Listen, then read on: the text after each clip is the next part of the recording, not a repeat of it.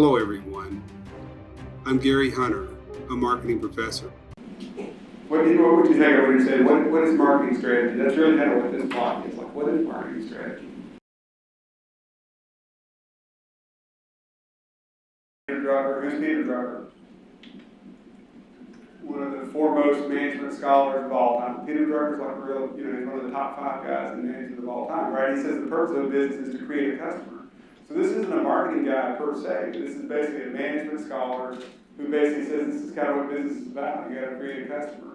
And so when you try to create a customer, one of the things you're trying to create is you're trying to create offerings to that customer that offer value. So I turned to Val Ziham, who's North Carolina professor. She basically has defined value as basically the consumer's overall assessment of the utility of the product based on the perception of what is received versus what is given. So if you look at that, what is received versus what is given? What do I receive for what I give? So I may give money, I may give other things, I may give time, I may give other effort, I may give sweat equity. What is it that I have to give to get something back? And so if I give somebody something back, that's kind of the essence of value. It's kind of the difference in that comparison. What is received versus what is given. So those are kind of fundamental building blocks of this idea of value. These components, basically these 4 components, make up kind of the definition that the American Marketing Association uses for defining marketing. So when they say what is marketing, they're going to use the idea of creating, right? Creating, communicating, delivering, and exchanging what? Value, right? So how do you create value? How do you communicate value? How do you deliver value? And then how do you exchange value? So this is kind of the essence of the American Marketing Association's definition of marketing, right? So that's basically kind of defining what is marketing. So anything and everything that we can change about the offering is basically the marketing mix. So the marketing mix and the target market are the 2 major components of marketing strategy. Right? So that's what you're trying to get. If you think about value, well, value kind of exists in that space between the target market and the marketing mix. The way the target market thinks about what we're offering helps us to get at this idea of values. This is an age-old debate between reason and emotion, and it fundamentally is what marketing focuses upon. Marketing seeks to influence wants, to overcome rational objections to that influence, and ultimately to shape or reshape those internal dispositions more positively in favor of their brands. Thus, marketers want brands to evoke positive imagery and associations with the customers who exchange products with them. In essence, marketing starts by understanding your needs, your reasoning, but works by influencing your wants. This slide is bold, and it seeks basically to describe the process of the gist of marketing. In my mind, the gist of marketing starts with some underlying human need. Those needs can be either predominantly physiological, or which is exemplified by thirst or hunger, or psychological, as would be exemplified by, say, for example, one's need for safety, security, or belonging. And it's from those psychological or physiological needs or wants that demand is ultimately created, demand for different products, right? So from economics, we'll talk a lot about demand. So we're often trying to figure out, okay, what's the demand for different products, and which of those products we want to supply, right? So as marketers, we're monitoring these different physiological or psychological needs to try to find these unmet needs, right? So we're trying to say what's out there that creates some discomfort. Because essentially discomfort is this idea that there's some reality, some actual state, and some desired state. I have a desired state, which is, maybe I want water or I'm thirsty, or maybe I want coffee because it's been a long day and now I'm getting to this intense substance. So maybe my actual state is I don't have coffee, but I need coffee. You see, that would be kind of the idea of unmet needs, right? So you get these different unmet needs that are out there. If someone kind of is into that thing, and so marketers are kind of develop products to relieve these states of discomfort, right? So when they relieve these states of discomfort, what can happen is these undesired outputs, right? Okay, so you've heard the term buyer's remorse, right? Have you guys heard the term buyer's remorse before today? Before the video, right? What is buyer's remorse? Regret for buying. Yeah, you regret the purchase that you made. So this happens a lot of times when essentially cognitive dissonance creeps in, right? So what is cognitive dissonance? You could have got some, a lot of times the distances, there was something else that I could have had, right? I could have, instead of doing my MBA at Clemson, I could have gone to South Carolina. University of South Carolina. Right? So now that I'm at Clemson, I'm hearing all this Go Tigers talk. I'm thinking, my gosh, why did I not go to South Carolina? Right? That's basically, if two things are kind of close, in this case maybe they're not, like Clemson's up here, South Carolina's kind of, but you can imagine they're more equivalent, right? And I'm asking you to kind of use some creativity here, and say these are kind of real close kind of options. Clemson or South Carolina, close options. I can do an NDA at one or I can do an NDA at other. And so then if I chose one versus the other, I might have this buyer's remorse. So when the choices are pretty close, that kind of adds to this feeling of buyer's remorse. I use this thing, I could have had a V8 because that's an old slogan, an old marketing slogan that's basically kind of about V8s. Do you know what a V8 is? Do you ever remember the slogan? You do? No? Just gotta have a treat, oh, but you shouldn't eat. Wow, I could have had a V8. Snacking the whole night through, oh, what that does to you. Wow, I could have had a V8. V8 cocktail vegetable juice tastes great and is naturally low in calories. Just 35 calories a 6-ounce serving. But remember, the time to think of having a V8 is before you've had something else. Wow, I could have had a V8. This has potassium. The same amount as this. It's a post-workout snack you don't have to peel. V8. The V is for vegetables. Drink some.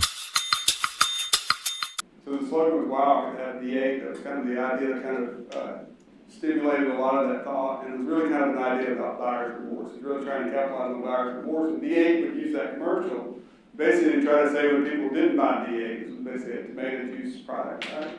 That they could have had a V8 when they didn't have a V8. So it's one of those things that kind of capitalized or probe this buyer's remorse feeling. So that the next time, instead of going back to the other feeling of satisfaction, right, that's kind of what the marketer is trying to achieve. The marketer on the desired outcome, they're trying to achieve satisfaction, right? So if they achieve satisfaction, then you're basically going to get repeat purchases. So repeat purchases is kind of the name of the game in marketing. It's rarely for one purchase, right? It's really going to be focused on the idea of how do I get somebody to buy something once. There are some marketing approaches that are just trying to get one sale, but typically marketers are trying to achieve this satisfaction so that they can kind of continue to get repeat purchases over time.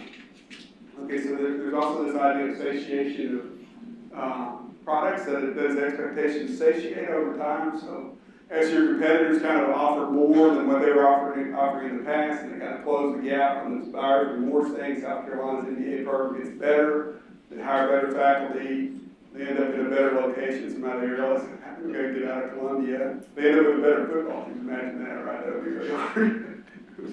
You have all these different things that kind of help kind of contribute to making South Carolina a stronger program, right? If you can make South Carolina this strong program, then basically that raises the expectations that people have. So now Clemson's kind of got this football team. We expect to compete for the national championship, right? And the idea that we're not in the 4. We can see Ohio State ruled them out. Who ruled out Ohio State? What do you guys think, right? So we can totally like look at Ohio State and rule them out. They want to be in the Final Four, right? They want to be like Clemson. Everybody wants to be like, well, we're going to be one of the Final Four. It's just a question of who are the other 3. Sort of like us in Alabama right now, right? We know it's those 2 are going to be 2 of the 4. So the competition's for the other 2 spots. That's kind of where it is, right? So this is kind of expectations satiate over time. So these expectations that Clemson is going to have that kind of a football team kind of goes up. So the expectations of the football team kind of get higher. So if they don't end up being, let's say Clemson has a less than top 20 year this year.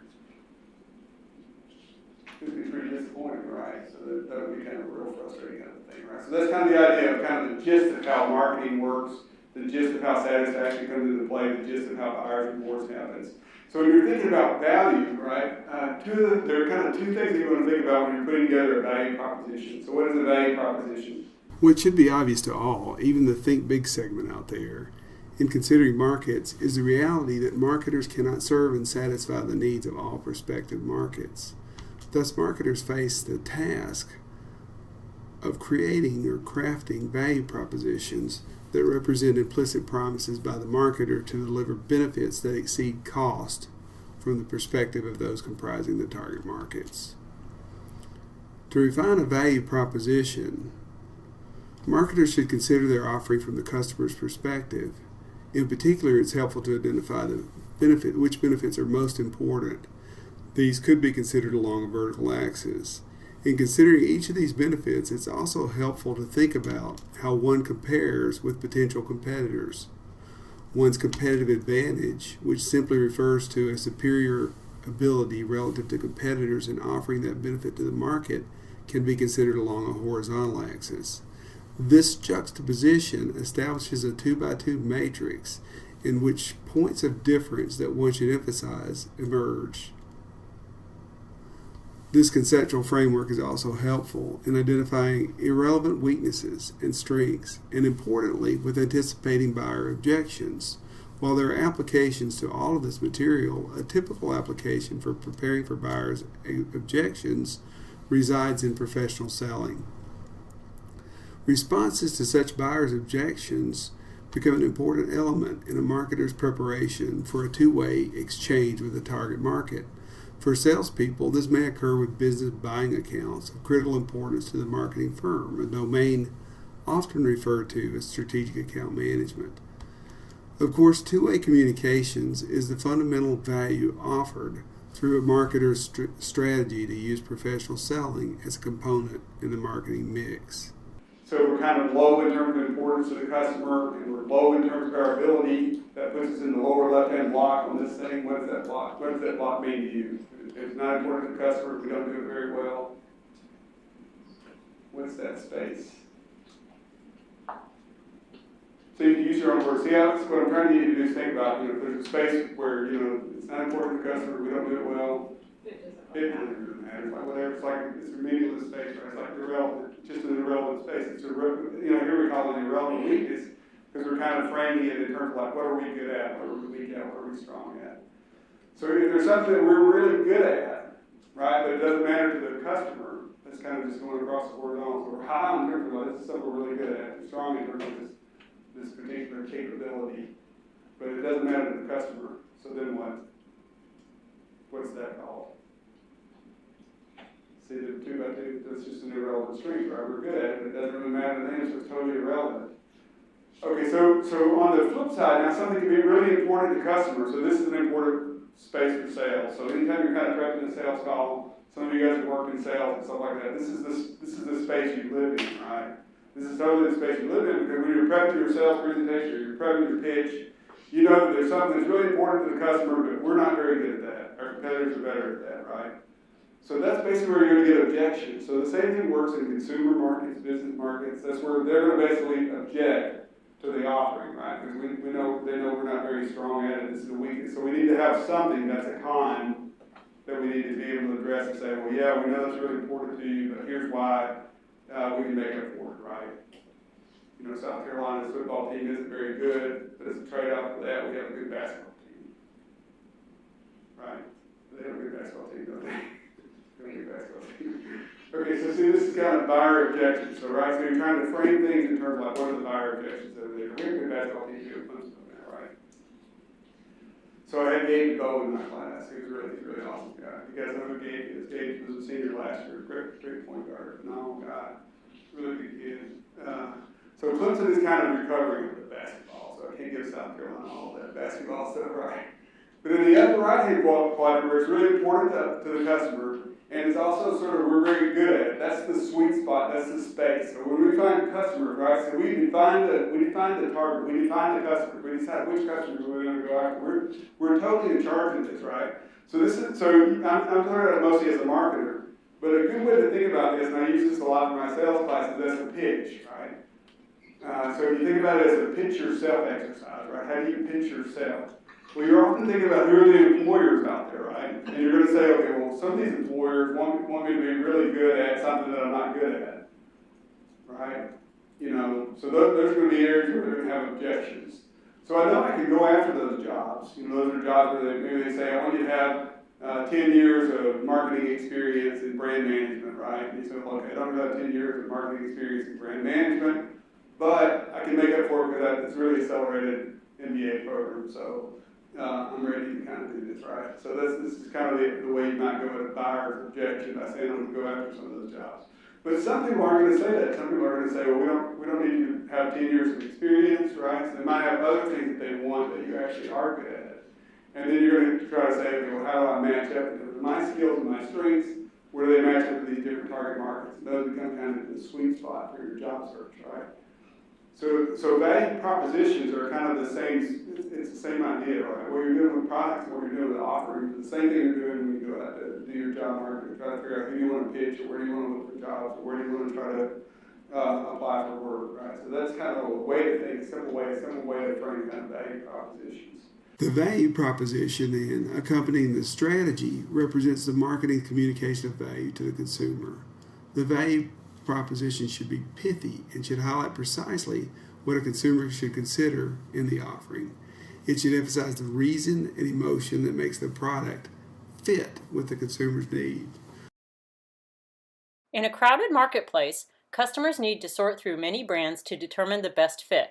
A value proposition helps the customer by explaining how a brand might solve the need, what specific benefits will be delivered, and why this brand is different and thus best for the customer's need.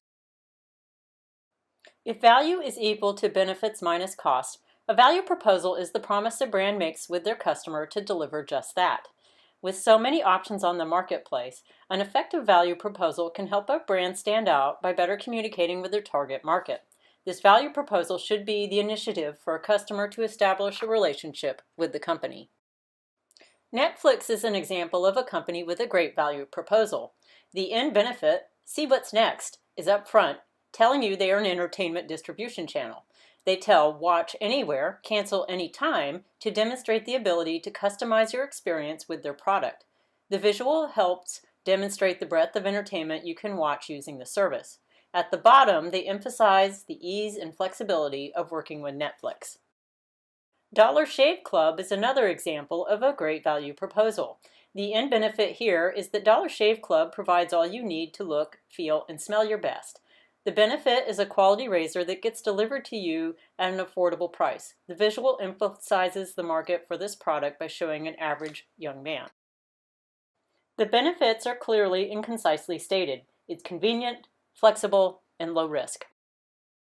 Netflix and Dollar Shave Club probably developed their value proposition with the use of a matrix to establish customers' needs to align with their company's offerings. By doing this, a brand can assess what key benefits are useful and unique.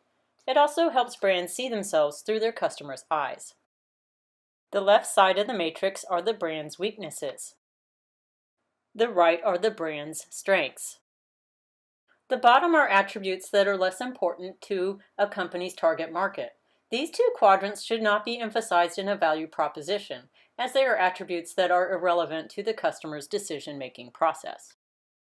The top half are the attributes a customer will find important and should be addressed in the value proposal. Dollar Shave Club might have developed a matrix such as this. Note there are items in each quadrant. This helps a company hone their product to target markets and emphasize why they are a good fit for their customers. The upper right quadrant would help Dollar Shave Club recognize their differentiators. These are what give a brand their competitive advantage. Dollar Shave Club does play up the ease and convenience of their service along with their exceptional but simple and affordable razor. The upper left quadrant is referred to as buyer objections. These are attributes customers find important in a brand, but they might be missing in a company brand. Frequently, these objections are dealt with on a more personal level. Here, Dollar Shave Club actually tackles these issues head-on, as shown in their first ad, which went viral on social media and caused the company to temporarily sell out of razors. Hi, I'm Mike, founder of DollarShaveClub.com. What is DollarShaveClub.com? Well, for $1 a month, we send high-quality razors right to your door. The value proposition is clearly stated: cheap, quality razors. Any good? No. Our blades are f***ing great. Here, Dollar Shave Club proposes you buy razors that have features that you need instead of a lot of fancy ones you won't use. Handsome-ass grandfather had one blade and polio. Stop paying for shave tech you don't need. And stop forgetting to buy your blades every month. Alejandro and I are going to ship them right to you. Here he explains why getting razors in the mail is a convenient and easy option. Stop forgetting to buy your blades every month and start deciding where you're going to stack all those dollar bills I'm saving you. We are DollarShaveClub.com. Here he hammers home his case. Quality, simple razors, shipped to your door, and oh, by the way, the company is a lot of fun.